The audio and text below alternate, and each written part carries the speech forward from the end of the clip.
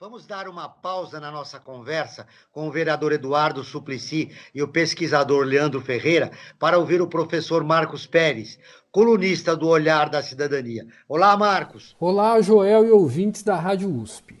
Em caso recente, submetido ao Tribunal Superior Eleitoral, o ministro Edson Fachin defendeu em seu voto que, a partir das eleições de 2020, seja estabelecida uma regra que permita ao Judiciário examinar e julgar o chamado abuso de poder de autoridade religiosa. O tema é polêmico, mas adianto que, segundo penso, o ministro Fachin errou. A Constituição brasileira, como todas as constituições democráticas do mundo, protege o direito fundamental à liberdade religiosa, liberdade de crença e de culto. Para que essa liberdade realmente se concretize, é necessário que o Estado seja neutro em relação à religião, para que todas as religiões e crenças, sem exceção, sejam livremente cultuadas.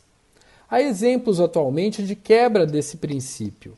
A ideia, por exemplo, de tomar decisões sobre o preenchimento de cargos públicos, tendo em vista a religião do indicado, ou a de utilizar-se do exercício de uma função pública para a realização de objetivos religiosos, estão presentes na política brasileira atual e são evidente quebra da neutralidade exigida do Estado nessa área.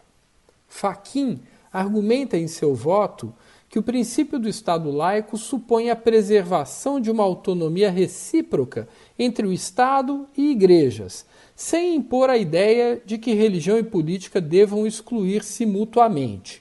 Correto.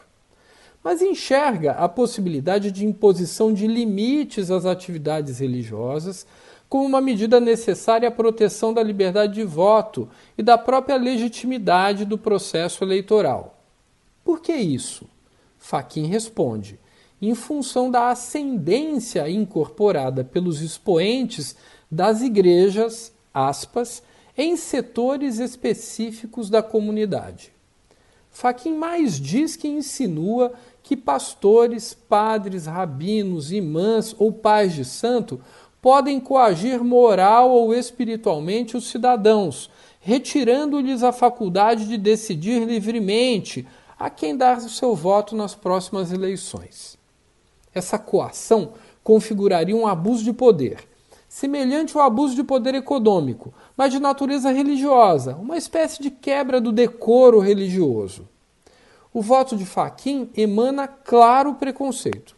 Preconceito com líderes religiosos, com a política real, verdadeira, fruto da movimentação da sociedade brasileira, das forças populares e de suas organizações laicas ou religiosas.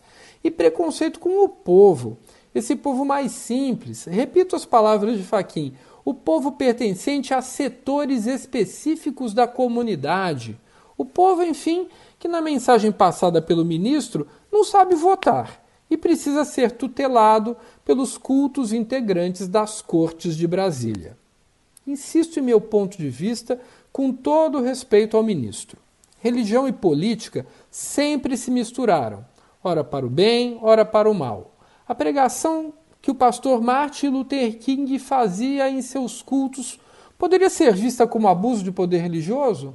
Certamente Luther King pregou em torno da política, fez muita política, respaldou muitos candidatos, arrecadou recursos, lutou com seus seguidores pelos ideais que entendia corretos, pela igualdade racial, pela paz, e usou seguramente a Bíblia como elemento de legitimação de seus discursos.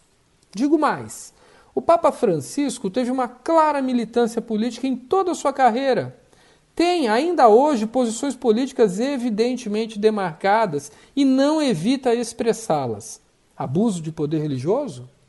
Quem se convence a votar em um candidato A ou B por ter ouvido um sermão no domingo ou por ouvir um pronunciamento do Papa Francisco o faz porque é vítima de um líder religioso? As organizações religiosas são organizações sociais e, como todas as organizações desse tipo, são políticas. Fazem política, podem fazer política e é saudável para a democracia que se mobilizem a fazer política. O Brasil precisa de mais organizações políticas e não menos. Mais vontade popular e menos vontade dos juízes de Brasília, com esse jeito muito peculiar de olhar a vida e de tentar organizar o mundo.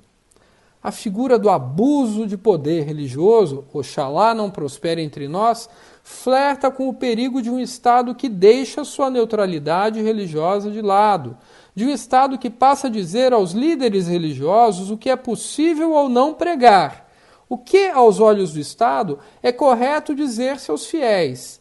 E se o Estado entrar nessa arena, confiem os ouvintes, não nos daremos bem. Creio que o ministro Fachin tem boas intenções, mas já que estamos no terreno da religião, é bom lembrar do ditado que diz que de boas intenções o inferno está cheio. Cuidem de sua saúde, cuidem de nossa democracia. Abraço a todos e até a próxima semana. Obrigado, Marcos. Esse foi o professor Marcos Pérez, da Faculdade de Direito.